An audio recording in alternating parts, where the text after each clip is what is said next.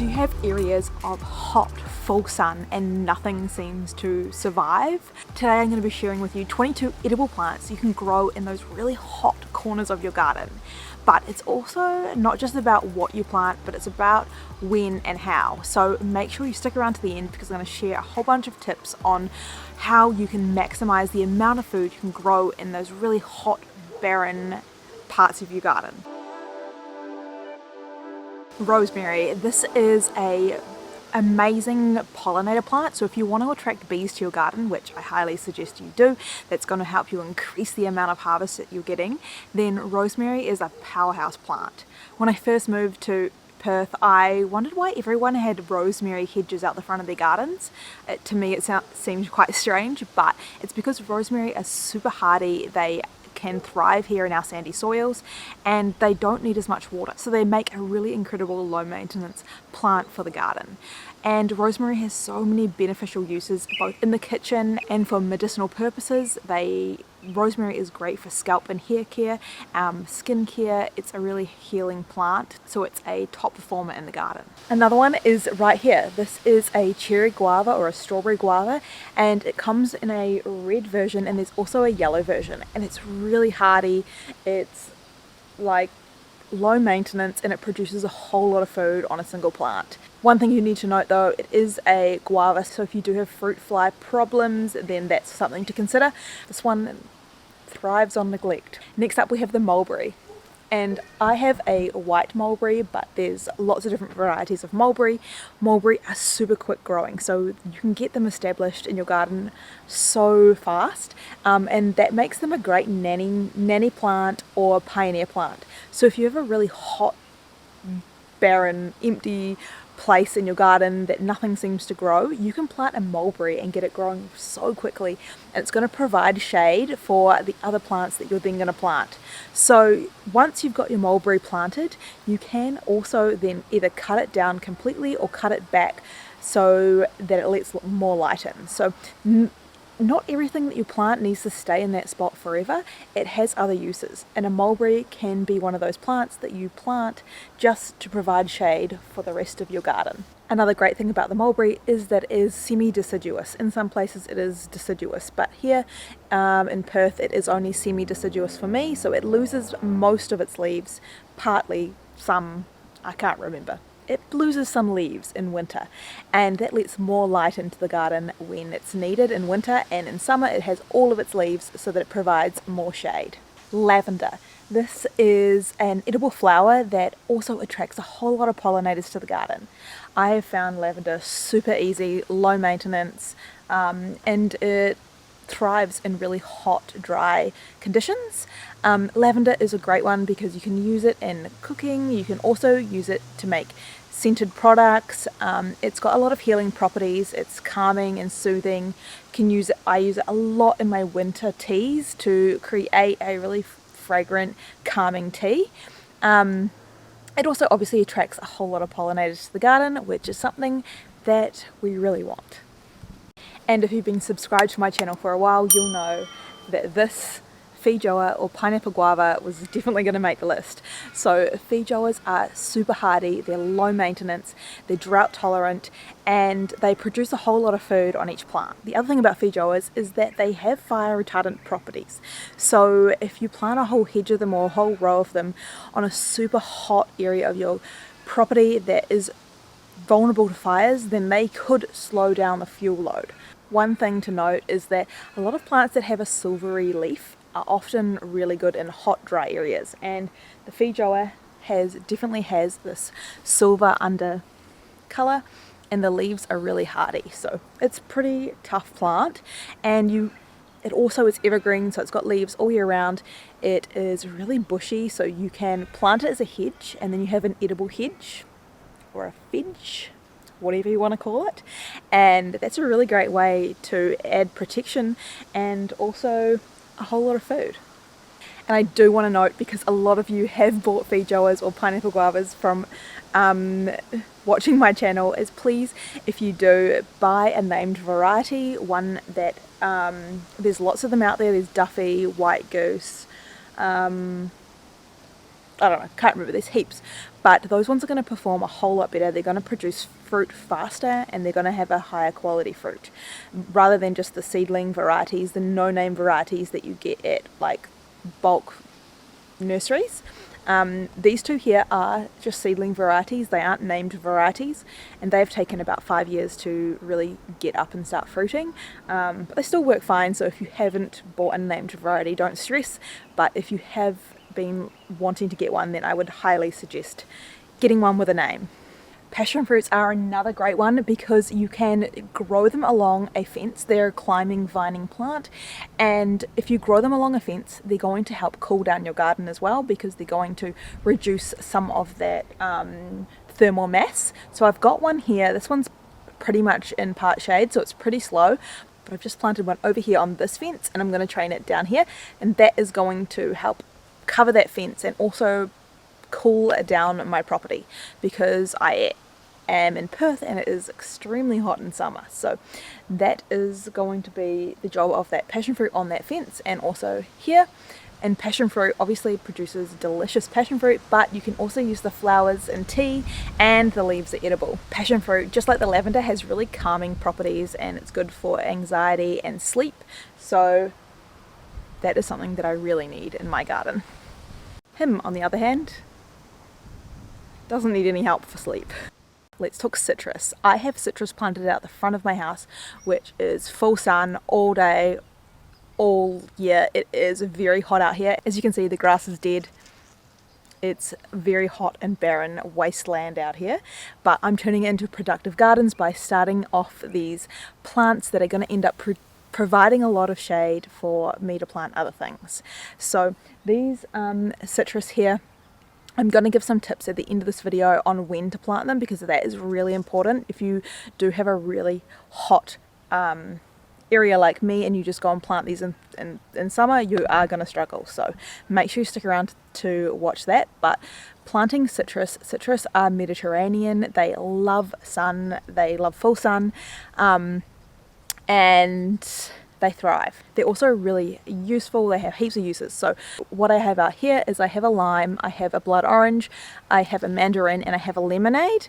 I also have a lemon out the back, and a kumquat, which is in a full sun, west facing, the hottest part of my garden. Just a note, limes are really sassy. I found them the hardest of all the citrus that I've grown, but it's in full sun, it's alive, so you know, it's still doing its thing. One that is incredibly prolific is the lemonade. If you haven't tried lemonades, they're basically like, you eat them like an orange, but they've got a lemon flavour instead of an orange flavour, and they're delicious.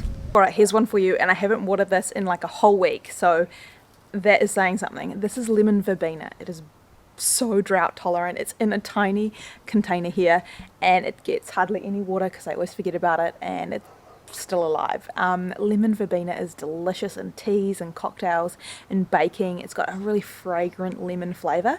It's one of my favourites. I use it all the time in my teas, and it's got quite rough, it smells so good.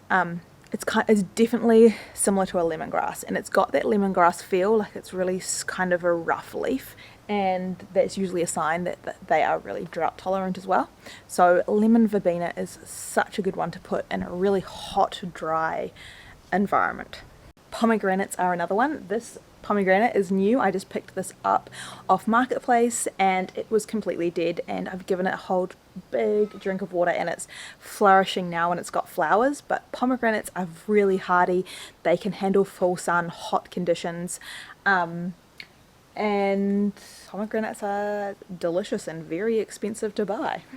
So this one will be going into the garden at some point, but I'm just holding off for now to bring it back to health because it was so sick. So I am just nurturing it and caring for it in a pot until it gets its home, probably in the full sun. Loquats are another one that are super hardy and thrive in full sun environments. Just be careful, because some places these are considered a pest because they are so easy to grow and the birds spread the seeds everywhere. So just double check on that. But loquats are thriving in hot, dry conditions. Have you ever heard of lily pillies? I think they've got other names. I can't remember what we call them in New Zealand, but they are a really lush evergreen plant and they produce these hot pink berries, and they're actually edible, and you can make jams and chutneys and relishes, even sparkling wine from them. I know in New Zealand the wood pigeons get drunk and just about literally fall out of the trees after eating them, so those are something that you can plant if you want a really lush green shrub or a hedge and you want something that's edible as well.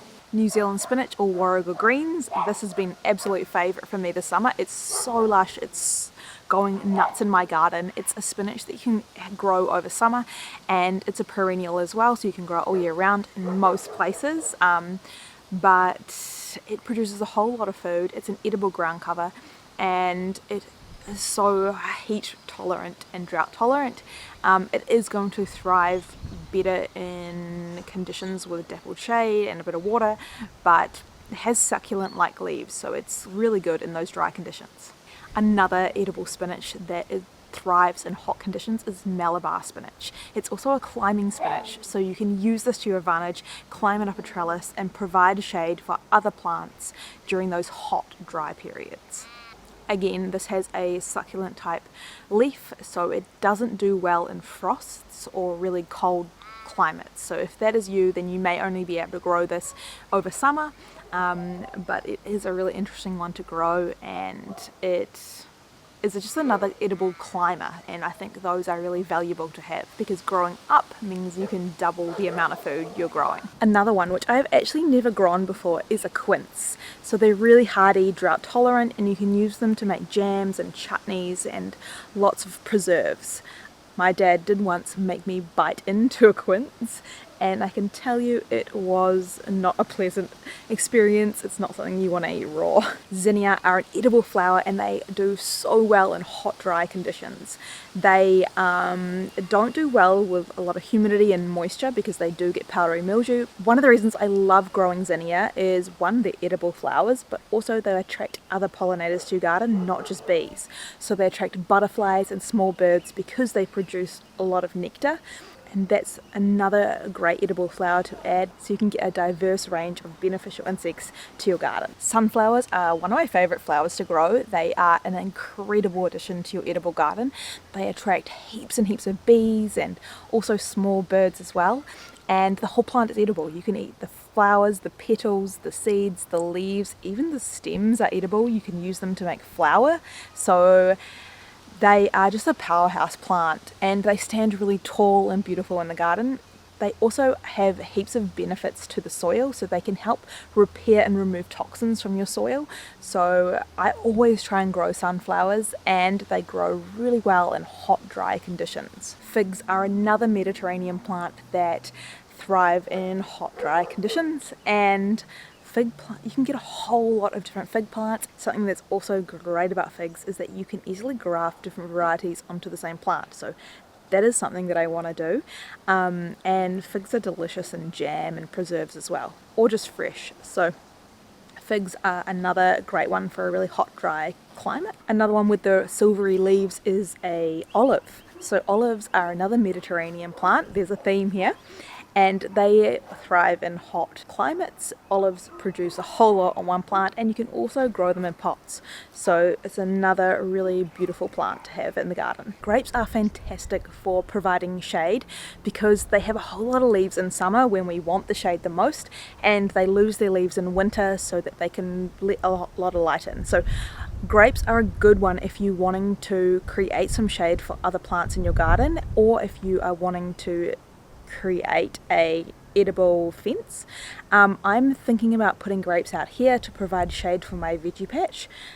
This is mainly annuals, and as you can see, it's very hot and dry out here, and I think grapes might be a good addition. So if you know any really delicious varieties, please let me know, because there's something that I am looking to add to my garden this year. Another edible flower is hollyhocks, and these ones have pretty much finished for the season, but look how tall they are. They're so impressive in the garden. They produce a whole lot of flowers. They're edible. You can eat the flowers, you can eat the leaves. They attract heaps of pollinators to the garden, and they absolutely thrive in hot, dry conditions. I have been so surprised. They've even withstood they've even withstood super windy days, and they have no support, and they're growing in only 15 to 30 centimeters of soil, so they don't have a deep garden bed, and they've still managed to grow this tall and not be supported. So I think hollyhocks are an absolute winner for a hot, dry garden. They don't so much like humidity, they will get powdery mildew. Again, these ones are just an annual, so you'll be replanting these again each season, but totally worth it in my opinion. A perennial herb that thrives in really hot conditions is thyme. I love using thyme in heaps of my tomato based dishes or roast veggies. It's so good. It thrives on neglect, and it also attracts lots of pollinators to the garden with its beautiful white flowers. Macadamia nuts are really hardy edible plants to have in the garden. They also have spiky leaves, but they do take quite a long time to start producing, so you need to be patient for about 5 to 7 years before you start getting some nuts. But nuts are a fantastic addition because you can use them for so many things. You can use them to make flowers, you can also use them to make milk. So if you are creating a self-sufficient homestead, then having some sort of nuts is a great addition. Alright, so we've talked about some plants that you can plant in these really hot, dry areas of your garden, but that's not the only thing you need to consider. You could plant these things and still they would die if you don't follow these tips. So I've got some really important things for you to follow if you are wanting to plant these in your garden. And the first thing is good soil. You need to have nutrient rich soil. If you are growing in really hot, dry conditions like here in Perth, our soils are sandy, but you also may encounter some really hard clay soils. So it's important to get your soil right, because if it is hot, those plants are really going to struggle. You need to add lots of organic matter into your soil, and that is by adding compost and manures and mulch. So add some compost into the mix, make sure you've got a thick layer of mulch on top, and then you can plant your plants in there. Another important thing to consider is obviously water. Having water nearby or some way that you can water your plants, especially when you're newly establishing them, is going to be super important for their success and so they don't die. Can you tell I'm in Australia? The crows love to come out when I'm filming. So another really important one, and I think this is the most important at this time, is to try your best to hold off planting in the middle of summer. So summer is obviously going to be our hottest time. It's going to be a really stressful time for plants, and if you are planting new things in the garden, they're going to have a really shallow root system, so they're going to get hot. If you just touch the top of the soil in hot summer's day, it's going to be hot. If you dig down a little bit deeper into the soil, it's going to be cooler. So as they get established, they'll have more roots down in the soil, but when you first plant them, they are going to be really shallow, and so they're going to be more susceptible to drying out and getting too hot. So what I like to do is that if I go out, I have done this. I really wanted to add another Feijoa to my garden, and I bought one. The noises. So I bought another Feijoa. I wanted to get a named variety, and I ended up getting a Duffy with a white goose grafted on top. So I'm going to be planting that in my garden, but it is still really hot here in Perth. We're getting 38, 39. We've still got 40s to come, I'm sure. So I'm not going to plant that straight in my garden. I've put it in a big pot, and then at the end of summer, when I know we're past all our 40s, hopefully, I'll be able to plant that in the garden, and I won't have as much stress on that plant. But if you have planted it in the garden, or you just can't wait and you want to get it straight in the garden, then just think about maybe getting some temporary shade. You can put up some temporary shade cover that covers the sun for the hottest part of the day, or if that's an umbrella or some other shade structure, that's just going to give that temporary shade relief on the really hot parts in summer. And just like we spoke about before, you could have nannying plants or pioneer plants like the mulberry that grow really quickly, and then you can plant your other plants and get that shade relief. Again, the grape or any other deciduous plants are going to help with that. So you could plant those first before planting out your plant. Another thing that I like to do is plant quite densely. As you can see, my food forest here is planted quite densely, and they all provide different shade and wind blocks for each other. Over time your plants might get too big and you might need to prune them, or you might need to remove them if they're getting too much shade. But that's sort of an evolution of gardening, and you don't always get everything done right at the same time. So sometimes it is good to have strategic planning of things that you're going to plant to care and wind block others, but they might not be a permanent thing. And there are obviously so many more plants that can survive these really hot areas. So let me know what plants have been doing really well in your garden that are surviving those really hot locations, and leave a comment below so that we can create this resource for everyone else that are looking for these plants to survive in hot locations.